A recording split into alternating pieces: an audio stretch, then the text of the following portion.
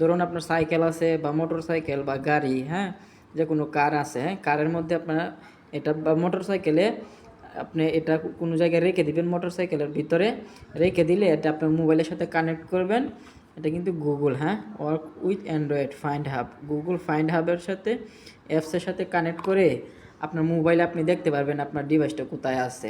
এখন ধরেন আপনার একটা মোটরসাইকেল এটা রেখে কোনো মোটরসাইকেলের ভিতরে রেখে দিবেন, রেখে আপনি মোবাইলের সাথে কানেক্ট করে রাখবেন। মোটরসাইকেলটা যে কোনো জায়গায় যাবে ওখানে লোকেশন অটোমেটিক আপনার এই মোবাইলের মধ্যে অ্যাপসের মধ্যে চলে আসবে।